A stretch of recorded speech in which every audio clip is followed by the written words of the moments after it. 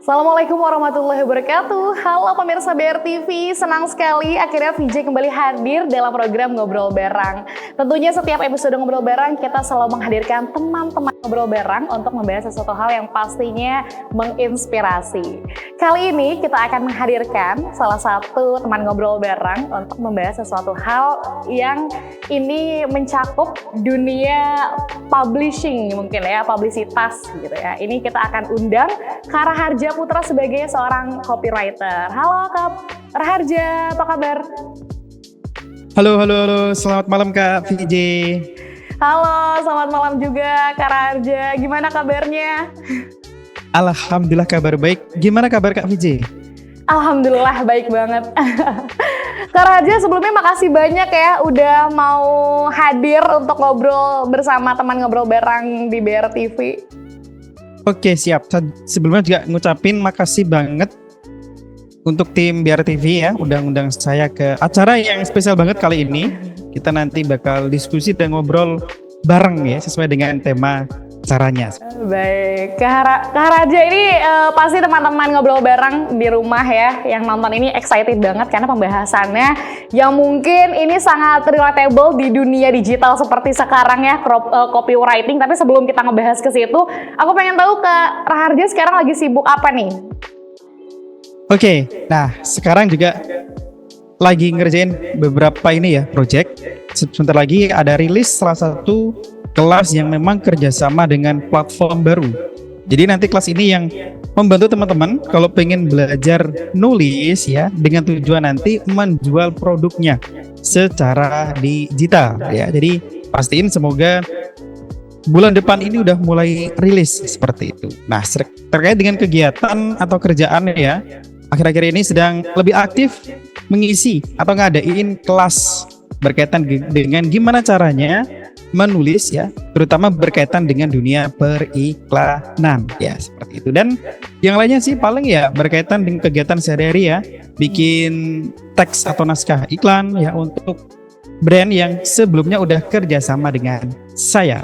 Singkat dari saya seperti itu. Luar biasa ya, pasti ini zaman-zaman iklan pemilu banyak juga nih orderannya.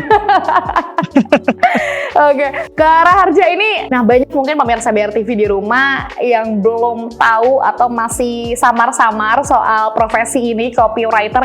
Nah sebenarnya ini apa sih copywriter itu? Pekerjaannya seperti apa? Ruang lingkupnya seperti apa? Dan apa bedanya sama penulis gitu Kak? Oke, siap. Jadi kalau kita ngomongin pengertian ya, copywriting secara harfiah itu dalam bahasa Indonesia adalah penulis naskah iklan ya, atau penulis wara yang sering saya sebut dengan juru wara. Nah, dari kata juru wara pun ini saya pakai menjadi nama brand ya, brand yang mewakili jasa saya ya. Jadi saya nawarin sebuah jasa seperti itu terkait dengan dunia penulisan. Tugasnya adalah gimana membuat sebuah teks persuasif atau sugestif buat menggerakkan yang namanya pembaca atau target konsumen. Buat ngapain? Buat ngelakuin tindakan yang kita inginkan. Ya, entah itu nanti berkomentar, entah nanti pengen nge-DM balik ya, atau bahkan sampai membeli sebuah produk. Ya, intinya bikin teks seperti itu. Tinggal nanti dari teks tersebut kita kombinasikan dengan berbagai komponen untuk mendukung keberhasilan kampanye. Ya, kampanye apa? Terkait selling, marketing, branding. Nah, kalau kita ngomongin ketiga hal ini memang identik dengan profesi ini ya. Ini secara harfiah ya. Nah, fakta di lapangan pun kondisinya bisa berbeda. Kenapa kok berbeda? Karena kan tugas utamanya sebenarnya bikin teks persuasif dan sugestif. Tapi di lapangan ini ia bikin pula berkaitan dengan dunia teks, terutama kalau kita kerja di perusahaan ya, perusahaan tingkat tertentu, katakanlah seperti UMKM, yang memang di sini kerjanya selain bikin tulisan yang persuasif dan sugestif tadi, juga bikin teks informatif. Sering yang kita kenal dengan istilah content writing ya. Ini terkait dengan kalau kita ngomongin profesi ini secara harfiah dan fakta di lapangan. Bahkan yang lebih ekstrim lagi ya, selain ngomongin teks, copywriter di beberapa perusahaan pun bahkan jadi pula yang namanya seorang desainer ya. Jadi profesi yang bisa kita katakan palu gada di kondisi tertentu. Singkat dari saya seperti itu. Terima kasih. Oke, baik. Nah, ini mungkin di dalam dunia kepenulisan yang sampai pada akhirnya tujuannya untuk mempengaruhi orang lain supaya apa yang disampaikan informasinya tersampaikan begitu ya ke Raharja kurang lebihnya mungkinnya dari si tugas copywriter ini ya. Iya, betul. Jadi merayu atau istilah lain ya, kita membujuk orang. Ya, jadi orang yang kita bujuk, kita rayu itu dalam kondisi sadar. Karena kita berusaha memengaruhi orang ya dengan sebuah komponen tertentu biar orang itu tertarik dengan kita. Nah, sama kayak misalkan kita lagi PDKT ya dengan lawan jenis. Itu tindakan ya termasuk namanya persuasif. Kita merayu orang dengan tindakan, dengan ucapan, bahkan iming-iming dengan sebuah benda. Nah, itu contoh daripada persuasif. Sedangkan yang satu lagi tadi saya sebut ya, namanya sugestif. Itu gimana kita bikin orang itu enggak sadar ngelakuin tindakan yang mereka tidak inginkan. Jadi kita menghipnosis. Contoh sederhana mungkin teman-teman ketika mendengar atau menonton ya video di salah satu platform media sosial nih, bentuknya cerita. Kita nggak sadar tiba-tiba karena mengikuti alur ceritanya kok bagus, tiba-tiba kita tertarik pengen beli. Ya kita udah beli sampai di akhir baru sadar, ini kenapa ya kok saya beli? Nanti butuh atau enggak ya? Nah padahal udah habis check out. Itu contoh simple dan singkat terkait perbedaan keduanya. Seperti itu Kak Viji. Berarti ini lebih ke persuasif ya, mempengaruhi secara sadar terhadap yang pasti sebuah tulisan yang mungkin dibuat sama copywriter itu ya Kak ya. Oke, baik. Karena aku penasaran, ini kan mungkin teknik menulis yang apa ya, pembuatan naskah iklan gitu ya, apalagi mungkin kebanyakan mungkin iklan ya di dalam dunia copywriter ini. Nah ini Kak Raharja sendiri belajarnya tuh seperti apa? Maksudnya apakah memang backgroundnya dulunya mungkin kuliahnya jurusan apa, atau memang otodidak belajar sendiri, atau seperti apa Kak? Oke, jadi berkaitan dengan latar belakang ya, kenapa kok saya ada di dunia ini, karena memang saya dasarnya suka nulis dan suka baca.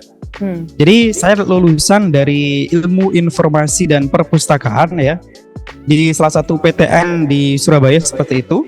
Nah, kenapa kok identik dengan dunia menulis? Karena untuk menjadi pembaca yang baik, kita perlu menjadi pembaca yang baik. Nah, salah satu cara untuk jadi pembaca yang baik itu saya sering nih, udah mulai dari sejak ini ya sekolah menengah itu sering berkunjung ke perpustakaan. Karena kekepoan saya terkait dunia tertentu yang sumber informasinya saya sulit mendapatkan ketika di rumah. Jadi saya datang ke perpustakaan baca majalah otomotif ya. Waktu itu sekitar ngomongin dunia otomotif berkaitan dengan dunia balap ya, seperti F1. Itu saya sering banget datang di perpustakaan sekolah menengah.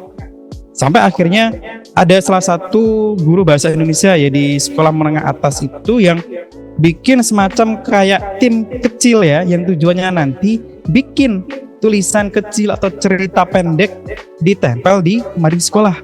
Nah, saya kebetulan ikut itu hingga akhirnya ketika kuliah sering banget di organisasi ya, selalu masuk di divisi informasi dan komunikasi. Jadi udah lama banget terkait dengan dunia ini, ngomongin hobi. Berangkat dari situ akhirnya ketika lulus kuliah pun ngomongin tugas akhir identik pula dengan dunia kepenulisan ya. Waktu itu ngomongin soal yang namanya UX writing, bidangnya seperti itu. Jadi ngomongin gimana ketergunaan sebuah teks dalam sebuah website itu seperti apa. Itu masuk ke tugas akhir. Dan pas lulus ya, karena lowongan pekerjaan yang saya cari itu memang sangat minim di Jawa Timur ya, saya fokusnya di Jawa Timur untuk berkarir seperti itu. Nah yang ada adalah terkait profesi copywriter ya di Jawa Timur. Itu pun saya mulai dengan apa? Dengan ikut jadi semacam kayak freelance ya, saya banyak memanfaatkan lingkungan terdekat atau networking dengan teman, kolega dan sebagainya. Itu saya lebih banyak dapat proyekan dari situ. Nah, dari saya seperti ini Kak VJ untuk penjelasannya. Oke, baik. Kak Raharja, ini mungkin pemirsa BRTV di rumah banyak yang masih belum terlalu mengetahui ya soal dunia copywriting ini. Nah, sebenarnya basic dari si copywriting ini seperti apa sih, Kak? Oke, jadi basicnya itu bagaimana kita itu ya menjual, memasarkan dan menjenamakan atau membranding produk kita melalui tulisan. Jadi kita mengomunikasikan ketiganya lewat tulisan. Artinya apa? Lebih dari sekedar ngomongin kita menjual sebuah produk lewat tulisan, tapi juga memasarkannya seperti apa, nyesuaiin dengan media penempatan, baik di media cetak ya maupun di media digital Kak, seperti itu. Sampai bagaimana kita membranding istilah dalam bahasa Indonesia berarti menjenamakan. Nah, ini dasarnya. Jadi kalau kita pengen jadi copywriter, perlu memunculkan ya jiwa seorang penjual ya atau entrepreneur seperti ini dengan jiwa penulis. Jadi keduanya perlu seimbang biar jadi copywriter yang andal lah, seperti itu Kak DJ. Oke, baik. Berarti kalau cuman basicnya nulis tapi dia nggak bisa selling gitu ya, itu kurang bisa jadi kolaborasi yang bagus ya. Jadi keduanya harus seimbang gitu ya, kayak harus punya basic. Betul. Menjual juga. Iya, jadi perlu keseimbangan dari keduanya ya, karena kalau misalkan salah satu ada yang jomplang ya, entah dengan berbagai alasan itu, nanti output atau teks yang mereka hasilkan itu juga kurang maksimal. Iya, gitu ya. Kerja di perusahaan ya, dengan tuntutan dan target tertentu, seperti itu. Oke, baik. Nah, ini Kak Raharja, ini benar gak sih kalau semua orang mungkin bisa menulis gitu ya, tapi semua orang nggak bisa jadi copywriting atau copywriter gitu Kak? Iya Kak Vidya. Jadi memang ya semua orang itu bisa menulis. Tapi untuk menjadi penulis yang andal memang memerlukan yang namanya waktu.